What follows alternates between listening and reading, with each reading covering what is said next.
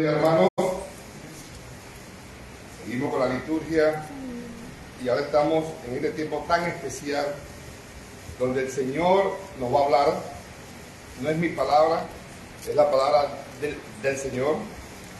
Yo soy solo un instrumento de parte del Señor para hablarle a su pueblo. Que pónganos en pie, hermanos. Padre Celestial, te alabamos. Señor, te pedimos que nos ilumines por medio de tu Espíritu Santo para que podamos entender tu palabra. Esta palabra que da vida. Gracias, Padre, te damos gloria. En el nombre de Jesús. Amén. Amén. Seguimos, hermanos, con la predicación de este libro tan hermoso de Timoteo, donde el apóstol Pablo le escribe al joven pastor Timoteo, su discípulo. Y Pablo deja a Timoteo en Éfeso por motivo de la falsa doctrina de hombres sin escrúpulos que han llevado estas doctrinas falsas a las iglesias en Éfeso. Y ya estamos ahora en el capítulo 6. Ya vimos el domingo pasado del versículo 1 al versículo 10. Vimos la corrupción de estos hombres por el dinero. Cómo ellos amaban el dinero y por amar al dinero cambiaron las doctrinas, combinando la verdad con la mentira para que los hombres fueran engañados y ellos satisfacer su avaricia con el dinero. Así que ahora Pablo le llama a Timoteo del versículo 11 al versículo 29. Él le va a dar qué es un hombre de Dios, qué anhela un hombre de Dios. Y hoy vamos a ver la primera parte de este tema. El próximo domingo, si Dios nos da vida, vemos la segunda parte de este tema. Así que hoy vamos a ver solamente del versículo 11 al versículo 14. Y se los leo. Dice: mas tú, oh hombre de Dios, huye de estas cosas y sigue la justicia, la piedad, la fe, el amor, la paciencia y la mansedumbre. Este título de hombre de Dios es sencillo pero inmensurablemente valioso. Quizá hemos leído este versículo muchas veces y no hemos puesto atención a esa palabra. Tú, hombre de Dios. Es un privilegio, hermano, sagrado, poder ser identificado con una posesión o como una posesión personal de Dios. Es un privilegio que implica una gran responsabilidad, aunque la frase hombre de Dios, hermano, se emplea generalmente en el Antiguo Testamento. A la única persona que se le llamó hombre de Dios en el Nuevo Testamento fue a Timoteo. Pablo utiliza este término a Timoteo. A más nadie. En el Nuevo Testamento nadie más se le da ese título. Pero cuando vemos en el Antiguo Testamento, no lo vamos a buscar, pero apunten los textos. En Deuteronomio 33:1, ustedes pueden ver que a Moisés, el líder de Israel que sacó al pueblo de Egipto, de la esclavitud, a él se le llamó hombre de Dios. Deuteronomio 33:1. También podemos ver en Jueces 13, del 6 al 8, que al ángel de Jehová que se le presentó a los padres de Sansón, a este ángel que representa al Cristo encarnado, se le llamó hombre de Dios. Asimismo, también todos los profetas que anunciaron juicio para Israel, también se les llamó hombre de Dios. Un ejemplo pueden verlo en Primera de Reyes, capítulo 17, versículo 18 y versículo 24, cuando habla sobre Elías. Pueden verlo en Segunda de Reyes, el capítulo 4, versículo 7, que habla sobre Eliseo. Y en Nehemías 12:24 pueden verlo también en David, el rey David. A estos hombres se les llamó hombres de Dios. Ese fue el título de ellos. Y este título se lo trae Pablo a Timoteo.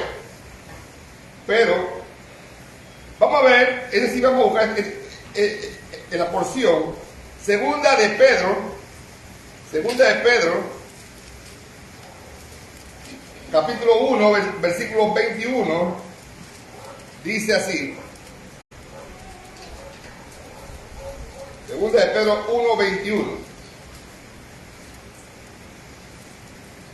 Porque mejor les hubiera sido no haber conocido el camino de la justicia, que después de haberlo conocido. Pero un momentito, me equivoqué. 1:21. Porque nunca la profecía fue traída por voluntad humana, sino que los santos hombres de Dios hablaron siendo inspirados por el Espíritu Santo. Pedro habla de todos en general, todos los del Antiguo Testamento como hombres de Dios. Así que en el Nuevo Testamento, este título Pablo se lo da, o Dios se lo da, a nuestro hermano Timoteo. Así que estamos viendo que es un título muy importante tener este título. Pero si vamos a profundizarnos, si vamos a profundizar este término, podemos aplicarlo también en otros versículos. Vamos a irnos a segunda de Timoteo, capítulo 3, versículos 16 y 17. Aunque estos versículos también son escritos para Timoteo, también podemos interpretarlo de una forma más amplia para los hijos de Dios. Dice, toda la escritura es inspirada por Dios y útil para enseñar, para redarguir, para corregir, para instruir en justicia, a fin de que el hombre de Dios sea perfecto, enteramente preparado para toda buena obra. Así que si vemos esta interpretación más amplia, esto le va a hablar tanto a las damas como a los caballeros, a todos los hijos de Dios. Va a hablarle esta palabra, porque la palabra es para todos, hermanos. Aunque hoy vamos a verlo en Timoteo, pero nos va a afectar a todos. No podemos decir, bueno, como yo soy dama, eso no me toca a mí. No, a todos. A todos. Porque todos tenemos que llevar la palabra. Todos tenemos que decirle a alguien que Cristo murió por mí en el Calvario. Hoy soy salvo porque gracias a Cristo que murió en el Calvario. Entonces todos tenemos que hacerlo. Niños, jóvenes, adultos, todos tenemos que enseñar la palabra del Señor. Así que, continuando con esto, así que vemos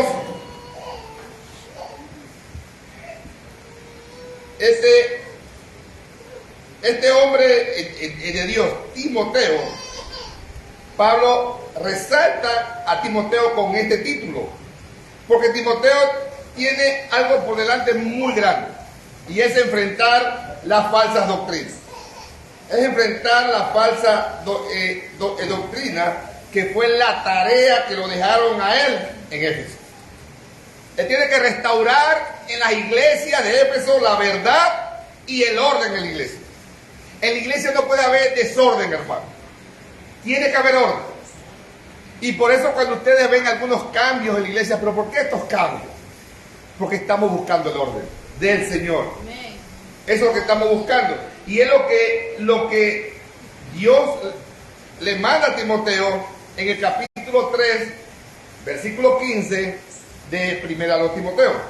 Dice, para que si tardo sepas cómo debes conducirte en la casa de Dios, que es la iglesia de Dios el viviente, columna y baluarte de la verdad. El grupo de ancianos de esta iglesia tiene la responsabilidad que como hombres de Dios, esta iglesia camine en la verdad de Cristo, porque si no, nosotros como ancianos vamos a ser castigados. Entonces, ese es nuestro deber. Y el deber de Timoteo era guardar la verdad en estas iglesias de Éfeso. Y por esto Pablo le habla del peligro que hay en estas iglesias por estos hombres que se dejan llevar por el dinero. Y vamos a ver unos ejemplos rapidito. En el capítulo 1 de primera de Timoteo, del 3 al 7, dice así: como te rogué que te quedases en Éfeso, cuando fui a Macedonia, para que mandases a algunos que no enseñen diferentes doctrinas, ni presten atención a fábulas y genealogías interminables que acarrean disputas más bien que edificación de Dios, que es por fe. Así te encargo hoy. Él fue encargado con el trabajo ese, de cuidar la doctrina.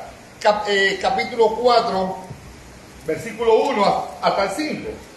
Pero el Espíritu dice claramente que en los posteriores tiempos algunos apostatarán de la fe, escuchando a espíritus engañadores y a doctrina de demonios, por la hipocresía de mentirosos que, teniendo cauterizada la conciencia, prohibirán casarse y mandarán a tenerse de alimentos que Dios creó, para que con acción de gracia participen de ellos los creyentes y los que han conocido la verdad. Porque todo lo que Dios creó es bueno, y nada es desecharse si se toma con acción de gracia. Porque por la palabra de Dios y por la oración es santificado. Nuevamente Pablo le dice a Timoteo que tiene que hacer cambio. Y podemos ver más ejemplos.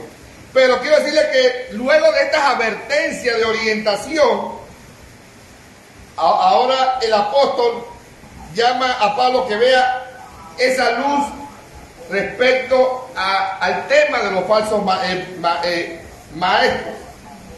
Él tiene que resistir a estos hombres. Y vamos a verlo ahí mismo. Después de la advertencia, él le da ahora ese llamamiento como hombre de Dios, que tiene que hacerle frente a esto. 1 Timoteo 1, del 18 al 20, dice: este mandamiento, hijo Timoteo, te encargo, para que conforme a la profecía que se hicieron antes y en cuanto a ti, milites por ella la buena milicia, manteniendo la fe, la buena conciencia, desechando los cuales naufragaron en cuanto a él, en cuanto a la fe, algunos de los cuales Himeneo y Alejandro, a quien entregué a Satanás para que aprendan a no blasfemar.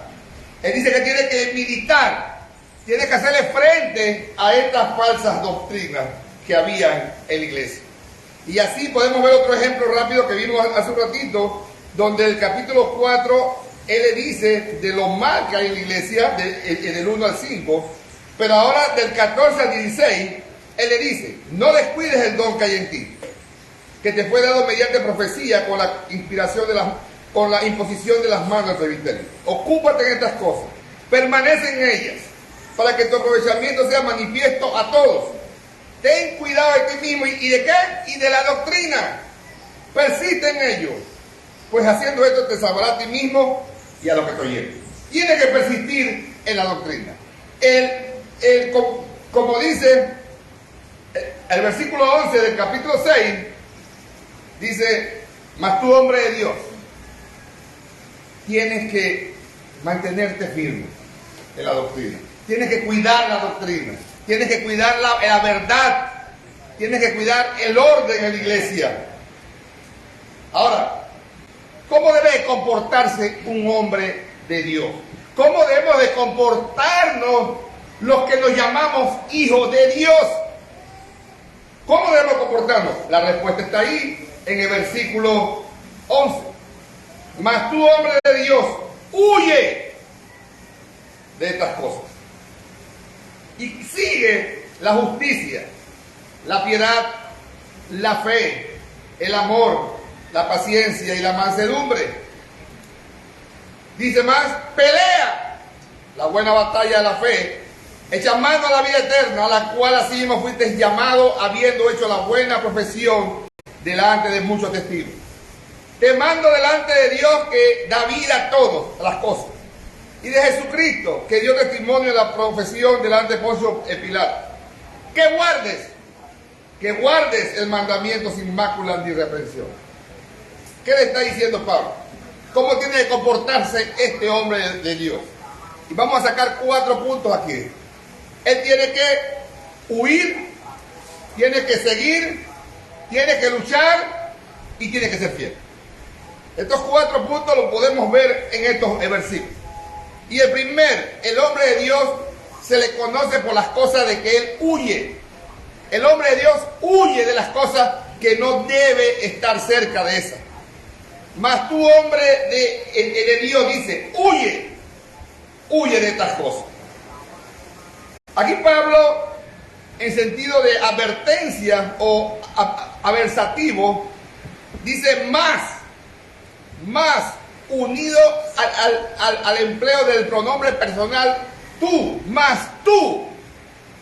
¿Qué quiere decir esto? Esto contrasta un tajante a Timoteo con los falsos maestros. Él le dice, huye como están viviendo estos falsos maestros. Tú no puedes vivir igual a ellos. ¿Cómo estaban viviendo ellos? ¿Qué vimos el domingo pasado? Ellos amaban el dinero. ¿Cómo viven muchos hombres hoy en día que dicen que aman a Dios? Tienen amor al dinero. Le quitan el dinero a sus feligreses. Se hacen millonarios a costilla de los hermanos. Y el Señor le está diciendo, Pablo le está diciendo a Timoteo, huye de las prácticas de los falsos maestros. Huye de toda esta gente que quieren hacerse ricos por medio del Evangelio. ¿Y por qué, Timoteo? Porque ellos son hombres de dinero, ellos buscan el dinero. Mas Timoteo, tú eres un hombre de Dios. El hombre de Dios no ama el dinero. Ellos son hombres de pecado, Timoteo, pero tú eres un hombre de justicia. Ellos son hombres del mundo, pero tú eres un hombre del cielo. Eso tienen que buscar nosotros, los que amamos a Dios. Aquí Pablo le está rogando a Timoteo intensamente que Timoteo huya de esto. Y asimismo el Señor nos dice a nosotros que huyamos de todo eso.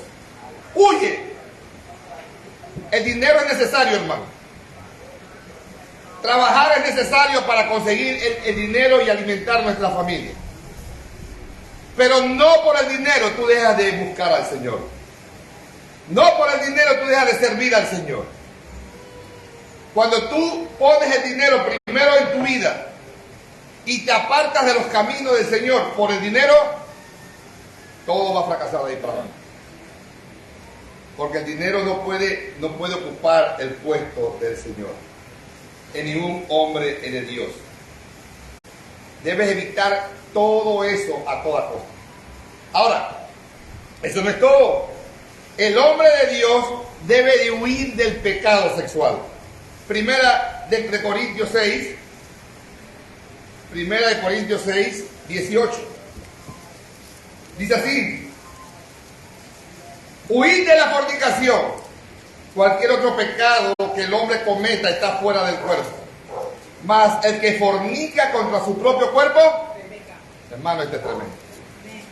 El hombre de Dios, la mujer de Dios, huye de la fornicación. Y la fornicación no es nada más estar con un hombre, con una mujer. No, es codiciarla en tu corazón. Solamente con codiciarla o codiciarlo, vives en fornicación. La pornografía es fornicación. Todo lo que te lleva a imaginarte cosas que no debes sexualmente es fornicación. Tenemos que apartarnos de eso. El hombre de Dios se aparta del pecado sexual. El hombre de Dios también, ¿de qué se aparta? Primera de Corintios 10, 14.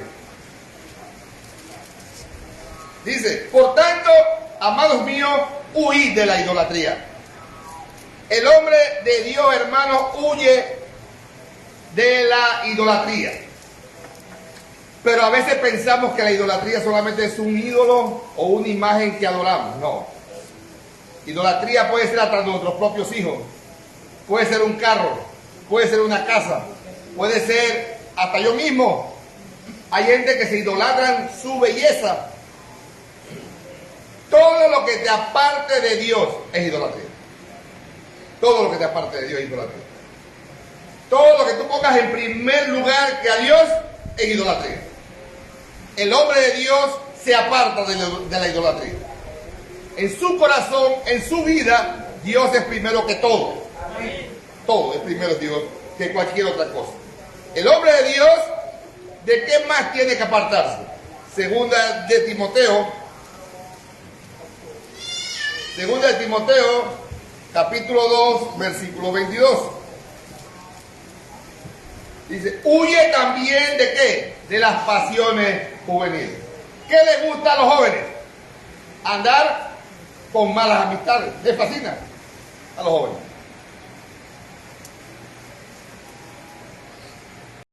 El hombre de Dios huye de todo esto. La mujer de Dios huye de todo esto. De las malas amistades, huye de las pasiones juveniles. ¿Qué les gusta a los jóvenes? Yo no sé por qué son amantes de las malas amistades. Juzgamos de esto, hermano. De estas pasiones juveniles. El tiempo presente del verbo aquí indica que el hombre de Dios huye de esto constantemente. Nosotros tenemos que huir de todo esto constantemente, hermano. Y si leemos Romanos 7, Pablo habla sobre eso, sobre el pecado que mora en mi cuerpo. Entonces tenemos que huir de este pecado constantemente, de la idolatría, del pecado sexual, de las pasiones juveniles, del amor al dinero. Eso es constante, hermano. Eso no es, bueno, ya lo logré hoy y ya no, todos los días. Buscar al Señor en oración, estudiando la palabra, escudriñando la palabra. No es nada más leer un versículo por leerlo y ya leí el versículo, ya cumplí. No. Tú tienes que leer los versículos o un versículo y meditar todo el día en ese versículo. En tu trabajo, en tu escuela, meditar lo que leí. Vivir, porque no es nada más meditarlo, ahora es vivirlo, lo que aprendí. Eso lo hace un hombre de Dios, para apartarse de todo esto, de la avaricia. Pablo, hermano, Pablo le muestra estos versículos a Timoteo. Vamos nuevamente al capítulo 6, versículo 9 y el versículo 10 del 6. Dice, porque los que quieren enriquecerse caen en tentación y lazo, y en muchas codicias necias y dañosas, que hunden a los hombres en destrucción y perdición. Porque raíz de todos los males el amor al dinero, el cual codiciando algunos se extraviaron de la fe y fueron traspasados con muchos dolores. Pablo le está diciendo a Timoteo, no caigas en el pecado del amor al dinero.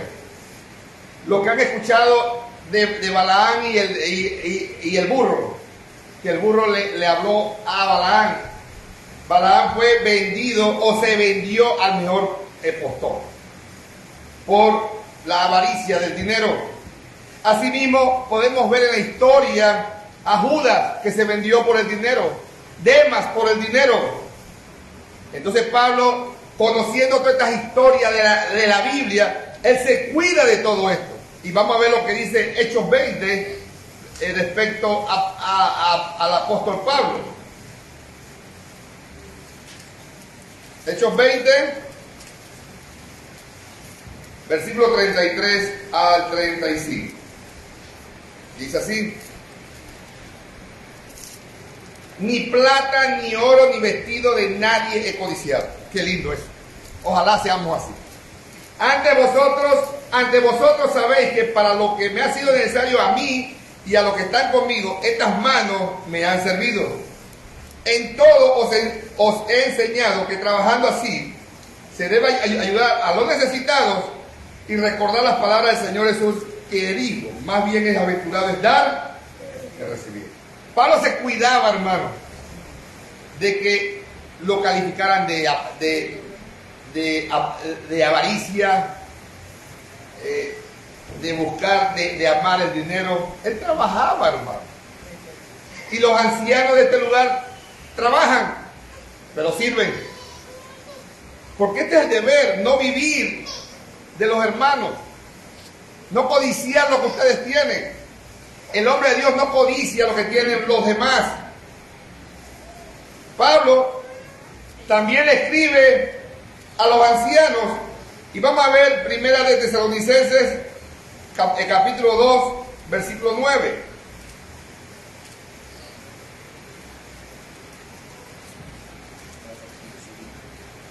Él escribe a los tesalonicenses, versículo 2, 9, dice: porque os acordáis, hermanos, de nuestro trabajo y fatiga, como trabajando de noche y de día, para no ser gravosos a ninguno de vosotros. Os predicamos el Evangelio de Dios. Pablo no era gravoso a ellos. Él trabajaba para mantenerse. Él trabajaba para mantenerse, hermano. Aunque, como hemos visto antes, Pablo merecía que lo mantuvieran, porque se vivía. Pero él trabajaba. Él trabajaba. Así que los que están en el Evangelio por el dinero, hermanos, no son hombres de Dios. Son falsos maestros. Todas esas personas que usted escucha en la televisión, da $100 para que recibas 1000, son falsos maestros. Todas las iglesias de la prosperidad son falsos maestros. Están engañando a ese montón de gente que están escuchándolo. Y si vamos a la palabra, Hechos 17:11, no son engañados. Ellos no estudian la palabra. Porque si estudiaran la palabra, salen huyendo de esas iglesias. Salen huyendo. Pero así como hay falsos maestros, hay falsos hermanos, que les gusta escuchar eso. Se gozan con eso. Entonces tenemos que nosotros, hermanos, como hombres de Dios, huir de todo esto. Número 2, el hombre de Dios conoce lo que debe de seguir. Él conoce lo que debe seguir. Y vamos a ver qué debe de seguir el hombre de Dios. Versículo 11. Dice, versículo 11 dice: mas tú, hombre de Dios, huye de estas cosas y sigue, ¿qué cosa? La justicia, la piedad, la fe, el amor, la paciencia y la mansedumbre. Pablo relaciona 6 virtudes que a cada hombre de Dios debe seguir para merecer el privilegio de llamarse hombre de Dios. Ese título hay que seguirlo con 6 actitudes, 6 virtudes que debemos de seguir. Y estas virtudes, las 2 primeras son generales. Una tiene que ver con lo externo y la otra con lo interno. Y es muy importante que pongamos atención a esto, hermano. La primera es la justicia, dice. Sigue la justicia. Significa es hacer lo correcto. Aquí no está hablando de la justicia que recibimos de Cristo cuando somos regenerados. No está hablando de esa justicia. Esa la recibimos todos los que somos regenerados, recibimos la justicia de Dios. Somos justificados por Cristo, ¿verdad? Pero no está hablando de esa justicia. ¿De qué justicia está hablando? De tu conducta, de tu santidad. Y sabiendo esto, ahora podemos decir que la justicia que se está hablando en 1 Timoteo 6:11 es de la santidad que tiene que reflejar el hombre o la mujer de Dios. Tú tienes que vivir en santidad. Tu vida tiene que ser un reflejo de Cristo. Dice la Biblia: andad, Gálatas dice, andad en el Espíritu y no satisfacer los deseos de la carne. Tú tienes que reflejar una vida de santidad. Es hacer las cosas correctas. Y ahora, esta obediencia de vivir en santidad, la otra contraparte interna de la justicia es la piedad. Y es la segunda que dice aquí, la justicia y la piedad. Ahora la piedad, mientras que la justicia mira lo externo, la justicia es tu testimonio que la gente ve. Ahora, la piedad es lo que está dentro de ti. Es lo que está dentro de ti, son tus actitudes y tus motivos. Porque mucha gente, tú puedes verlos afuera en la calle y se ven buenas personas. Pero dentro son unos monstruos. Ahora aquí Pablo está diciendo, tú tienes que cuidar, tú tienes que seguir la justicia, que es tu testimonio, y la piedad, que es tu vida interna. ¿Cómo tú estás adentro? ¿Cómo estamos adentro? ¿Somos sinceros o no somos sinceros? Entonces, esto es lo que está hablando ahora Timoteo, Pablo a Timoteo. La piedad tiene que ver con la actitud y los motivos. La conducta correcta fluye de los motivos correctos. Jesús dijo, de un palo de un palo malo no puede salir frutos buenos. Es imposible. Tú puedes disimularlo un poco, pero al final van a salir esos frutos malos. Van a salir. Nosotros, hermanos, los hijos de Dios, nos tenemos que dar a conocer por la justicia y por la piedad. En mi familia de carne usamos mucho, yo soy del apellido tal, y por eso yo soy así. Cuando nosotros llegamos a conocer a Cristo, ya eso no puede existir. Amén. Ahora yo me voy a conocer porque soy de Cristo. Amén. Ese apellido, no, eso ya pasó. Ahora soy de Cristo, ahora le sirvo a Cristo, soy un siervo del Señor. Eso es lo que debe reinar en nuestras vidas. Dios debe dar a conocer, debemos darnos a conocer por nuestras conductas externas y por la piedad, que son las actitudes y los motivos de cada uno de nosotros. Las personas, hermanos, piadosas sirven a Dios agradándole con temor y reverencia. Vamos a ver en Hebreos 12, 28.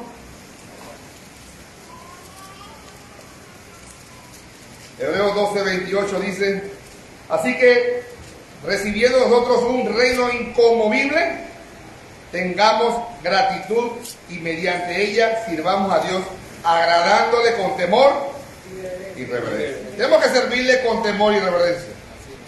Y un día vamos a recibir la alabanza del mismo Señor, no de los hombres, sino del Señor. Primera de Corintios 4, hermanos, versículo del 1 al 5. Miren lo que dice aquí. Así pues, tengamos los hombres por servidores de Cristo y administradores de los misterios de Dios. Ahora bien, se requiere de los administradores que cada uno sea hallado fiel.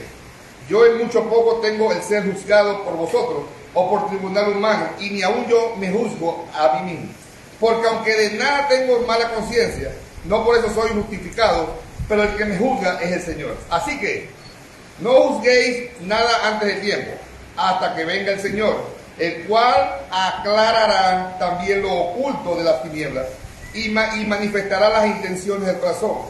Y entonces cada uno recibirá su alabanza de Dios. Qué grande. Cuando Dios diga: buen siervo y fiel, en lo poco has sido fiel, en lo mucho te pondré. Entra al gozo de tu Señor. Ojalá todos aquí participemos de ese gran día.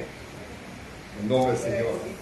Así que Pablo conocía bien la importancia que el ministro debe de vigilarse. Nosotros, hermanos, debemos de vigilarnos a nosotros mismos.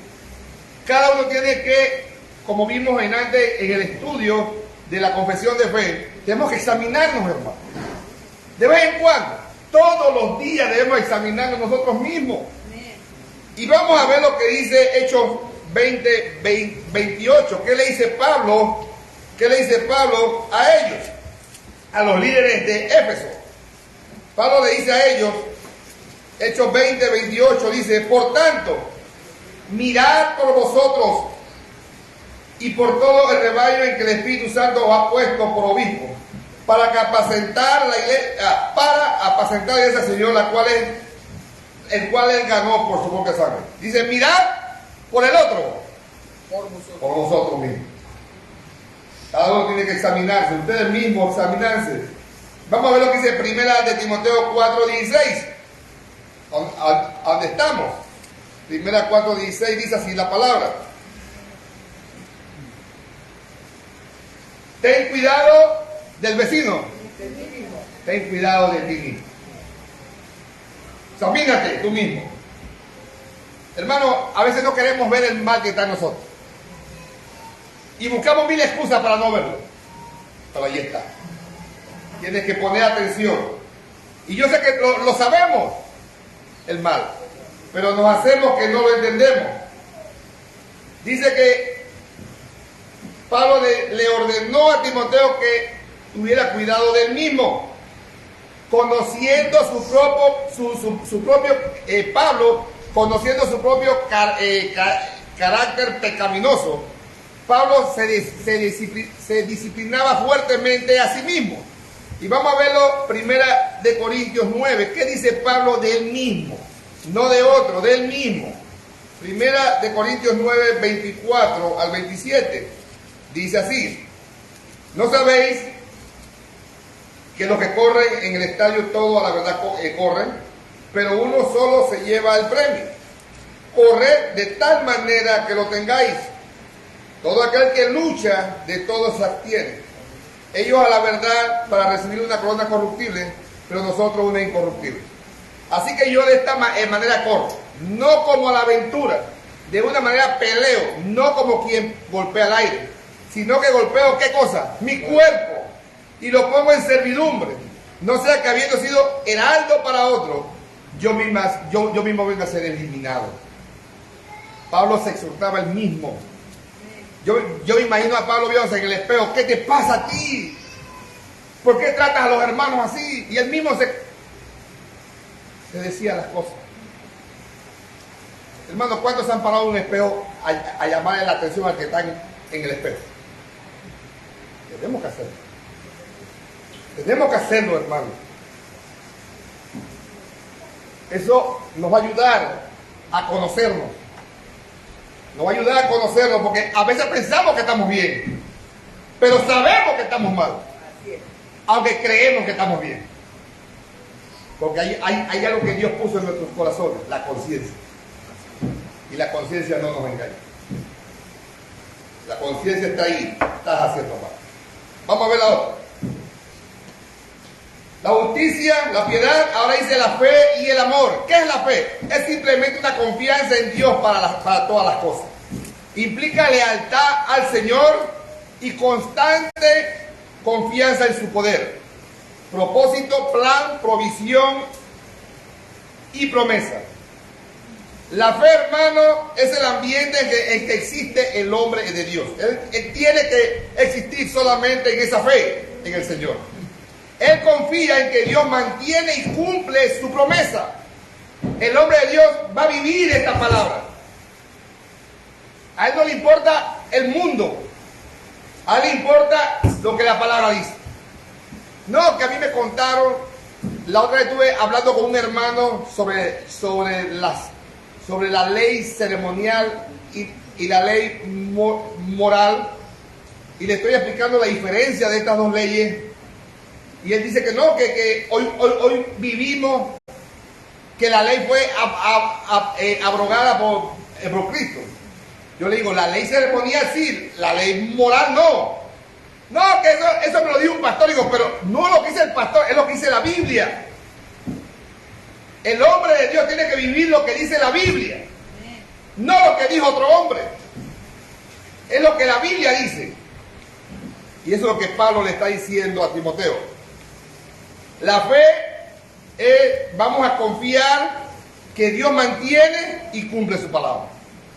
La palabra de Dios es inmutable, inerrante, no se equivoca, no tiene ningún error en sus páginas, ni uno. Hay muchas iglesias que enseñan que la palabra tiene errores. Eso es herejía. La palabra de Dios no tiene ni un error, es inerrante. Entonces, el hombre de Dios va a vivir en la fe, confiando en el Señor que su palabra se cumple. Pablo vincula el amor con la fe. Y vamos a verlo ahí mismo en primera de Tesalonicenses 3:6. Primera de Tesalonicenses 3:6 dice: pero cuando Timoteo volvió de vosotros a nosotros y nos dio buenas noticias de vuestra fe y amor, y que siempre nos respondáis con cariño, deseando veros como también nosotros a vosotros. Él combina la fe con el amor. Vamos a ver ahí mismo donde estamos, primera de Timoteo 1:14, para ver otro ejemplo. Dice: esto escribo aunque tengo la esperanza de ir a ver... No, disculpe, 1:14. Por la gracia de nuestro Señor Jesucristo, más abundantemente con la fe y el amor que es en Cristo Jesús. Él combina la fe con el amor. Y por eso que ahora el otro punto es el amor, ese amor ágape. Y lo vemos en el versículo 11, dice: pero sigue la justicia, la piedad, la fe y el amor. El amor ágape es el amor de la voluntad y la elección. Y es ilimitado, es incontenible, es el amor de Dios.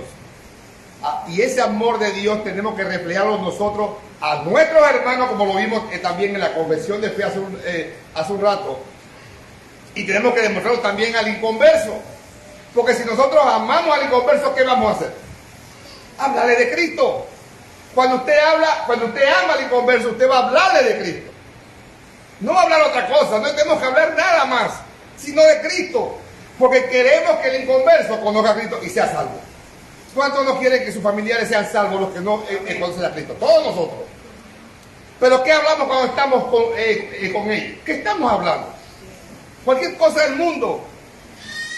Hablemos de Cristo. Olvidemos la novela, olvidemos los bochinches y enfoquémonos en Cristo. Porque el que salva es Cristo. Y si amamos a las personas que no conocen al Señor, hablemosles de eso mismo. Así que el hombre de Dios va a amar lo mismo que Dios ama. Va a amar a las personas, va a amarlos, va a amar a los hermanos con todo su corazón. Vamos con una porción que es un poquito larga, pero es bueno leerla porque también habla de lo que hoy estudiamos de la confesión de fe.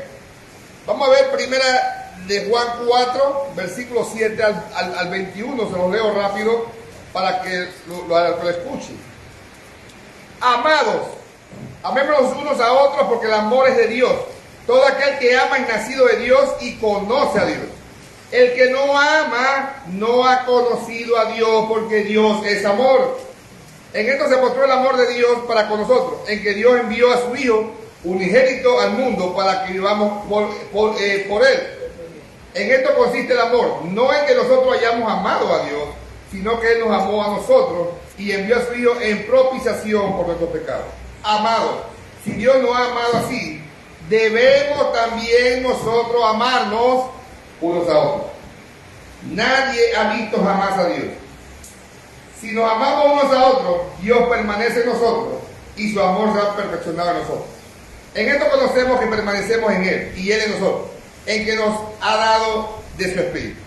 Y si nosotros hemos visto y testificado que el Padre ha enviado al Hijo, el Salvador del mundo, todo aquel que confiese que Jesucristo es el Hijo de Dios, Dios permanece en Él y Él en Dios. Y nosotros hemos conocido y creído el amor de Dios tiene para con nosotros. Dios es amor. Y el que permanece en amor, permanece en Dios y Dios en Él. Pongan atención a estos versículos tremendos, hermano. En esto se ha perfeccionado el amor en nosotros, para que tengamos confianza en el día del juicio. Pues como Él es, así nosotros en este mundo también tenemos que ser.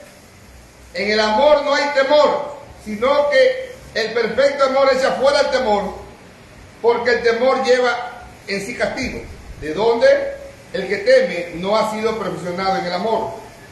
Nosotros le amamos a Él porque Él nos amó primero. Y ponga atención los dos últimos versículos.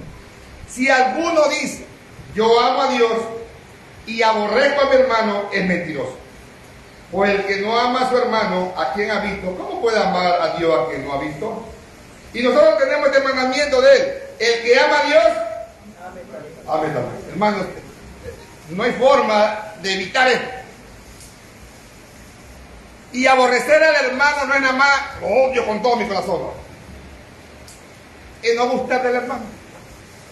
No me gusta. Lo saludo, pero eso es aborrecer. Y si te aborrece un hermano, ¿cómo nos damos a conocer al mundo, hermano? ¿Cómo nos damos a conocer ante los vecinos de Velarde? Cuando la iglesia se ama. Cuando nos amamos, los vecinos de Velarde van a decir: yo quiero ir a esa iglesia, porque ahí de verdad está el Señor.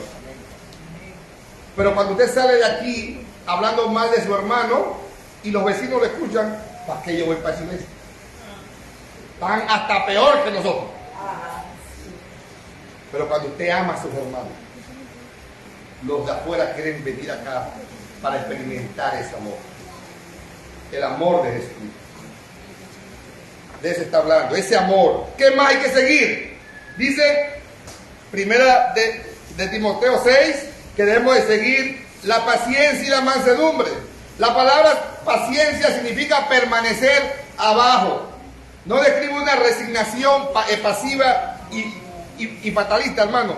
A veces pensamos que el cristiano tiene que ser: ay, no, yo estoy aquí porque yo soy de Cristo y tengo que ser paciente. No, no es eso, hermano. Tú no tienes que poner cara de derrotado, no, eso no. ¿Qué es la paciencia? Es una victoriosa e inquebrantable lealtad al Señor en medio de las pruebas, hermano. Las pruebas, ¿qué te van a dar las pruebas? Santiago capítulo 1. Vamos a buscarlo rapidito. Santiago capítulo 1, ¿qué te van a dar esas pruebas? Capítulo 1 del 2 al 4. Hermanos míos, tened por sumo gozo, cuando halláis en diversas pruebas. Sabiendo que la prueba de vuestra fe produce paciencia. Mantenga la paciencia su obra completa para que seáis perfectos y cabales, sin que os falte cosa alguna. Cuando usted está con problemas, usted tiene que estar contento y gozoso, no triste y acabangado. ¿Cómo usted muestra la paciencia en medio de los problemas? Con gozo. No tiene que estar triste, destruido, lleno de estrés. Tiene que gozarse en el Señor en medio de la paciencia, de las pruebas. Y la mansedumbre significa bondad. Y aparece solo aquí en el Nuevo Testamento. Es la bondad, hermano, tiene que caracterizar nuestra humildad. La bondad. Tenemos que ser bondadosos, hermanos. Ahora, el hombre de Dios, como vimos hace un rato, el hombre de Dios, primera de Timoteo 6:11, huye del amor al dinero, de las pasiones juveniles, del pecado sexual, de la avaricia. El hombre de Dios sigue la justicia, la piedad y la fe, pero también el hombre de Dios, versículo 12, pelea la buena batalla de la fe. Él es un vocero de Dios. El hombre de Dios es llamado a la guerra, hermano. Quiero decirle que la guerra espiritual es la de tu vida todos los días. ¿Cómo tú vives para el Señor? ¿Cómo tú le sirves al Señor? Es una batalla constante que tenemos cada uno de nosotros. Contra la carne, contra Satanás, contra el mundo caído. El mundo caído ama el pecado, ama el error, aborrece la verdad y aborrece la santidad. El mundo caído. Pero ¿qué más tenemos que pelear nosotros? Contra los cristianos adormecidos, hermano. Hay cristianos adormecidos que siguen a falsos profetas. ¿Qué más? Tenemos que luchar contra las iglesias apáticas. Hay iglesias apáticas que no les interesa con el Señor. Les interesa con el dinero. Les interesa con la prosperidad. Eso es lo que les interesa a esas iglesias. Y nosotros tenemos que luchar contra ellos. ¿Cómo? No peleando, hermanos. Orando, leyendo la Biblia, estudiando la Biblia y predicando el verdadero evangelio del Señor. Pablo Pablo encargó a Timoteo. Segunda de Timoteo 2:3. Vamos a verlo. 2:3 dice: tú pues sufres penalidades como buen soldado de Jesucristo. Y el propio epitafio de Pablo, ¿cuál es el que dice? Segunda de Timoteo 4:7. He peleado la buena batalla, he acabado la carrera, he guardado la fe. Lamentablemente, muchos que predican la palabra no se han dado cuenta de esta guerra. Ayer solamente estábamos un grupo de pastores conversando y nos ponían a reflexionar cuántos desearon el ministerio de pastores. Y los que estaban no hay ninguno. Nadie deseaba ese ministerio. Pero Dios nos puso en este ministerio. Y tenemos que obedecer a Dios. Y tenemos que cumplir este ministerio como Dios manda. Como hombres de Dios. Peleando la buena batalla de la fe. Preparándonos en su palabra. Día y noche. Para traer este alimento a su pueblo. A los hermanos. A su iglesia del Señor. Ese es nuestro legado. Servirle al Señor. La segunda carta de Timoteo. Segunda de Timoteo 3:12 dice: y también todos los que quieren vivir piadosamente en Cristo Jesús padecerán persecución. Dios no nos mandó, hermano, a estar en una playa como pastores pasándola bien. Dios nos mandó a una guerra, a una lucha diaria.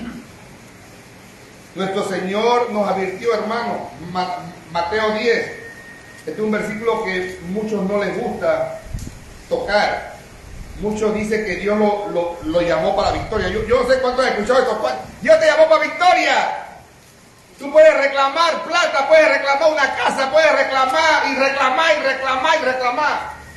Ese es falso, hermano. ¿Qué le dijo Dios a sus discípulos? Mateo 10:38. El mismo Jesús le dice a los discípulos: el que no toma su cruz y me sigue en pos de mí, no es digno de mí. Tú tienes que seguir a Jesús, sí. Toma tu cruz. Toma tu cruz y sigue. No es que tomes tu mecedora para que la pases bien. Toma tu cruz. El verbo pelea significa agonizar. En el contexto militar y deportivo se describe con una disciplina, una convicción, un esfuerzo que se necesitaba para ganar. Hace un rato estaba hablando con una joven de la iglesia y le dije: tú tienes que dar tu mayor esfuerzo para que llegues a la meta. Tienes que dar ese mayor esfuerzo. Y eso es lo que la Biblia nos enseña a nosotros. Tenemos que dar ese mayor esfuerzo. Y dice también, vamos a ver Judas, versículo 3. Judas está antes de Apocalipsis. Judas 3 dice: amados, por la gran solicitud que tenía de escribiros acerca de nuestra común salvación, me ha sido necesario escribiros exhortando que contendéis ardientemente por la fe que ha sido una vez dada a los santos. La fe es la suprema o lo supremo por lo que todos debemos de luchar, hermano. Al mandar a Timoteo que echara mano a la vida eterna, es obvio que Pablo no quiso decir que Timoteo necesitaba la salvación porque ya era salvo, sino que amonestaba a Timoteo a comprender la realidad de la vida eterna, para que viviera y ministrara teniendo en cuenta la eternidad. El hombre de Dios, hermano, tiene que vivir, tiene que tener un testimonio lleno de Cristo. Tiene que andar en el Espíritu y no tiene que satisfacer los deseos de la carne. El hombre de Dios es consciente del eficaz llamado de Dios para salvación y eterna y de su pública profesión de fe de todos los días, manteniendo siempre su mirada en las cosas eternas, poniendo su vista allá arriba, en las cosas de arriba. Colosenses 3:2 dice que debemos de poner la mirada en las cosas de arriba, no en la de la tierra. El hombre de Dios pone su mirada en las cosas de arriba, en las eternas. Y número 4, el hombre de Dios conoce por qué cosa debe ser fiel. Usted tiene que ser fiel por algunas cosas. Y vamos a verlo, dice en el versículo 13, dice, te mando delante de Dios, que da vida a todas las cosas, y a Jesucristo, que dio testimonio de la buena profesión delante de Poncio Pilato, que guardes el mandamiento, sin mácula ni reprensión, hasta la aparición de nuestro Señor Jesucristo. La clave de esta sección, del versículo 14, hermano, donde Pablo manda a Timoteo que guarde el mandamiento, que sea fiel al mandamiento. El resto del versículo 13 y el versículo 14 explican esta frase. El versículo 13 le dice a Timoteo por qué debe guardar el mandamiento. Y el resto del versículo 14 le va a mostrar cómo debe de guardar este mandamiento. ¿Y de qué mandamiento está hablando? Es de predicar la palabra. De predicar a este libro completo. No en partes. Por eso es muy bueno que la iglesia predique la palabra expositivamente. Versículo tras versículo. Porque así vamos viendo los textos que me gustan y los que no me gustan. Todos los vamos a predicar, todos los vamos a enseñar. Y por eso es que Pablo le dice que guardes el mandamiento de predicar la palabra, el mandamiento de enseñar la palabra. Vamos a verlo rápidamente en Hechos 20:20. Hechos 20:20 dice Pablo, y como nada que fuese útil, he rehusado de anunciaros, rehuido de anunciaros y enseñaros públicamente y por las casas. ¿Qué cosa? Versículo 27. Porque no he rehuido anunciaros todo el consejo de Dios. ¿Y cuál es el consejo de Dios? Su palabra. Vamos nuevamente a segunda de Timoteo ahora, versículo 4, capítulo 4, versículo 2. ¿Qué le dice Pablo a Timoteo? Que prediques la palabra, que inste a tiempo y fuera de tiempo. Redarguye, reprende, exhorta con toda paciencia y doctrina. Guarda el mandamiento. No solo lo proclame, también protégelo.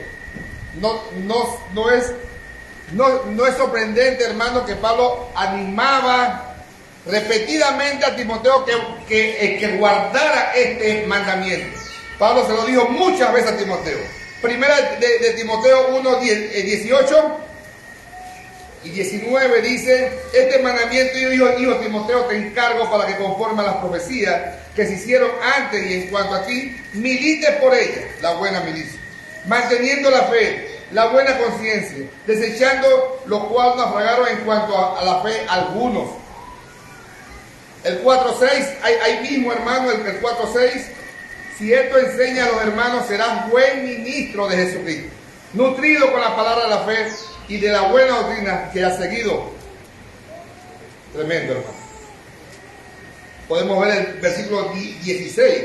Ten cuidado de ti mismo y de la doctrina. Siempre Pablo le decía, ten cuidado de la palabra, enséñala. El versículo 20 del capítulo 6. Oh Timoteo, guarda lo que se te ha encomendado, evitando las profanas pláticas sobre cosas vanas y los argumentos de falsamente llamada ciencia. Todo esto, hermano, enseñó. Segunda de Timoteo también habla de esto. Le voy a dar la cita para que la lean en sus casas. Segunda de Timoteo 1, 13 a 14. Segunda de Timoteo 2, 15 al 18. Pablo reitera a Timoteo que guarde el mandamiento, que predique la palabra, que se preocupe la doctrina, que esté siempre preparado para predicar la palabra. Ahora, esto se hace, hermano, solamente por medio de quién. Segunda de Timoteo 1:14, así lo vamos a buscar. Guarda el buen depósito por el Espíritu Santo que mora en nosotros. Solo por medio del Espíritu tú puedes guardar la palabra. Solo por medio de él.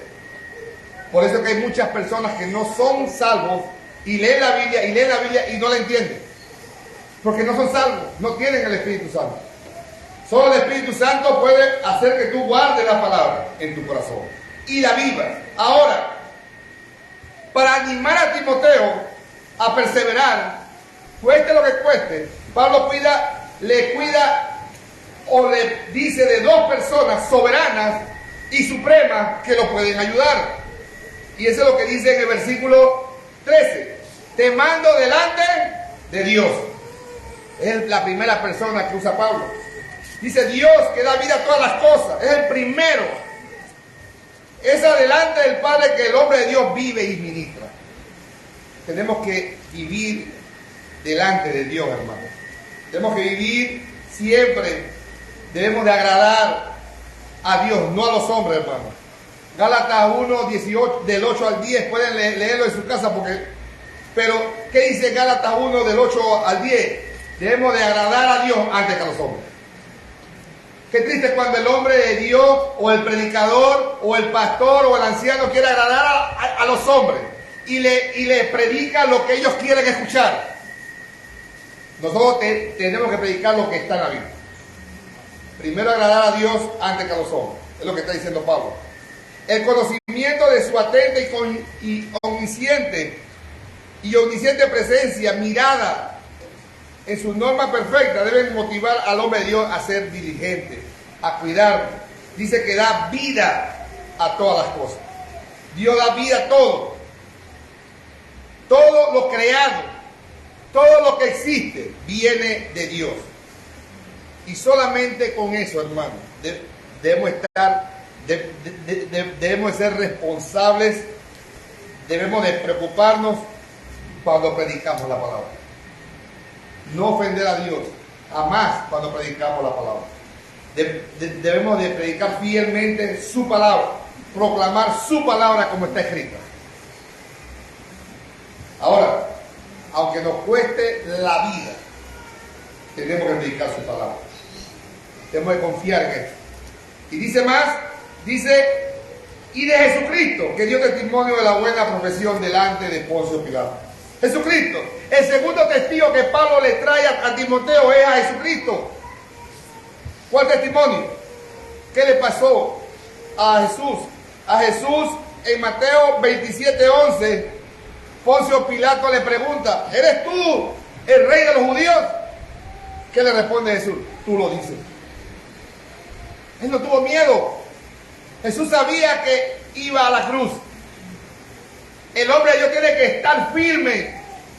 Siempre mantenerse firme aunque le cueste la vida. Porque Jesús lo hizo. Nosotros también tenemos que hacerlo. Siempre defendiendo la verdad con nuestra vida. No la mentira, hermano. Defendiendo la verdad. El hombre de Dios tiene que proclamar la palabra de Dios como un hombre firme. Hermano, cuando Dios te ha dado la salvación, esto es algo que no tiene precio. Y solamente por agradecimiento de esa salvación nos tenemos que mantener firmes, aunque nos cueste la vida, hermano. Porque tenemos dos ejemplos aquí, el Dios y Jesucristo. Quiero terminar, hermano. Dice que guardes el mandamiento sin mácula ni reprensión, hasta la aparición de nuestro Señor Jesucristo, sin mácula. Hermano, mácula y reprensión es que nosotros no podemos ser señalados por nadie de tener una falsa vida. Tenemos que ser íntegros. El hombre de Dios tiene que ser íntegro. La mujer de Dios tiene que ser íntegra. No una doble vida. Tenemos que guardarnos, hermano. Debemos, dice, que guardes el mandamiento sin mácula. Porque es fácil hablar, pero no es vivirla. Tenemos que vivir la palabra en nuestra vida. Así que, hermanos, quiero darle un ejemplo bíblico de un hombre de Dios que falló. Y ese es el fin que le espera a todos nosotros, los que nos llamamos hijos de Dios y fallamos. Vamos a ver Primera de Reyes, esta historia rapidito como ejemplo de qué le sucede a los hombres de Dios cuando fallan. No voy a leerlo todo, yo voy a ir saltándome los versículos para que vayan entendiendo. Porque es todo primera de Reyes 13, pero nada más le voy a leer unos cuantos versículos. Dice primera de Reyes que un varón de Dios, un hombre de Dios, un profeta de Dios. Vamos a leer el versículo 1. He aquí que un varón de Dios por palabra de Jehová vino de Judá a Betel. Y estando el rey Jeroboam, que era rey, junto al altar para quemar incienso, aquel clamó contra el altar por palabra de Jehová y dijo: altar, altar, así ha dicho Jehová, he aquí que a la casa de David nacerá un niño llamado Josías, el cual sacrificará sobre ti a los sacerdotes de los lugares altos, que queman sobre ti incienso, y sobre ti quemarán hueso de hombre. Y aquel mismo día dio una señal diciendo: esta es la señal de Jehová, de que Jehová ha hablado. He aquí que el altar se quebrará, y la ceniza que sobre él estará se derramará. Y la ceniza que está sobre él, esta se derramará.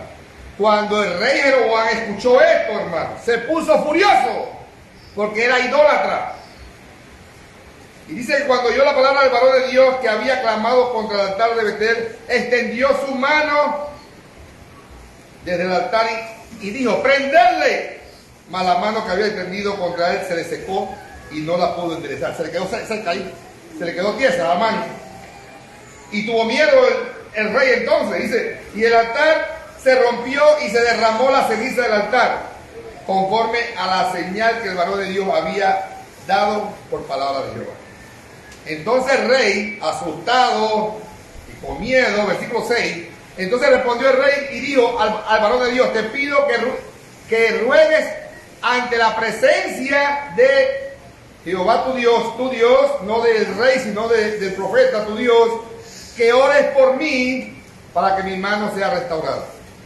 Y el varón de Dios oró a Jehová, y la mano del rey se restauró y quedó como era antes. Ahí va todo bien. Versículo 7.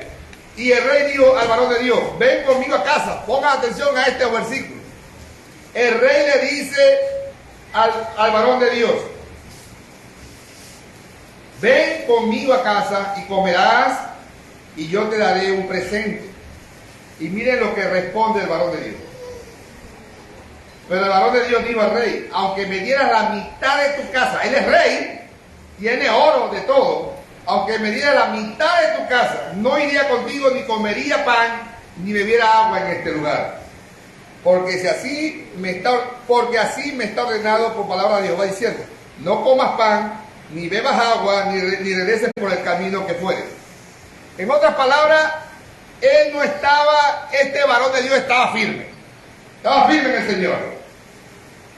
Él no codiciaba el dinero.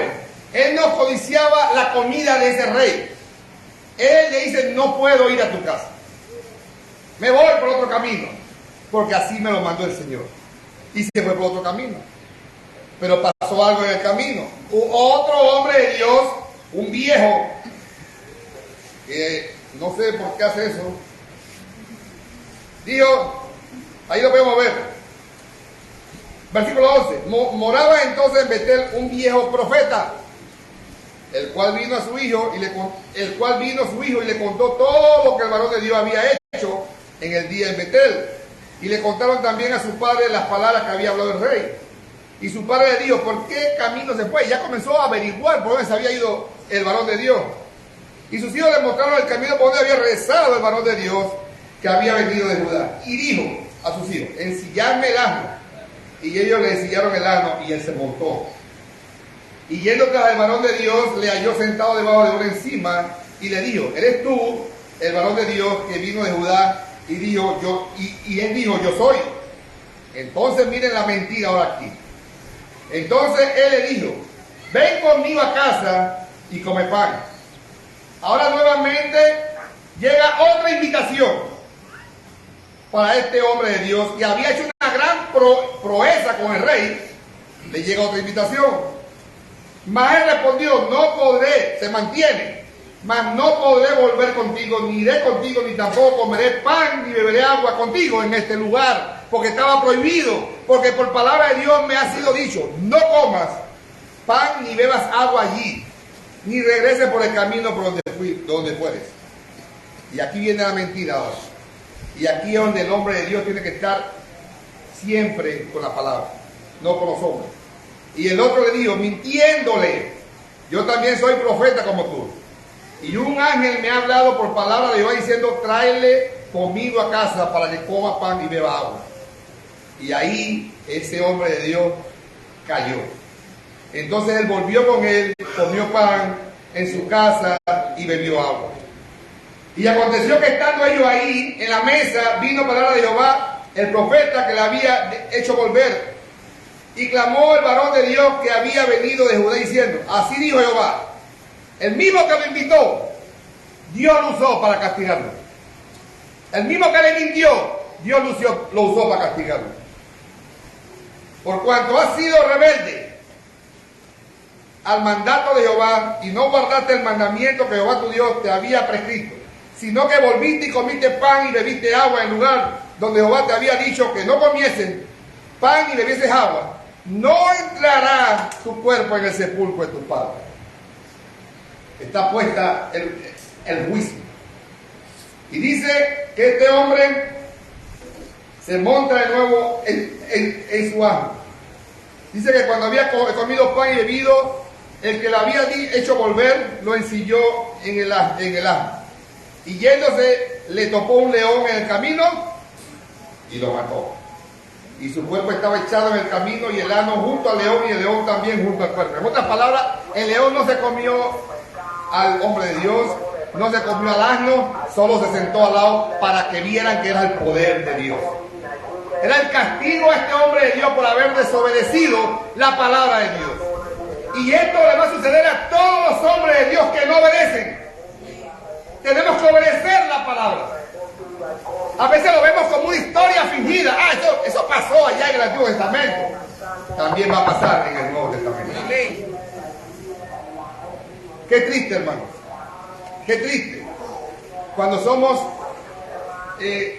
manipulados por otras personas para que pequemos. Y cuando llegamos a pecar, esas mismas personas que nos manipularon se burlan de nosotros. ¿Y eso qué le dijo a Dios? Eso le pasó a este hombre.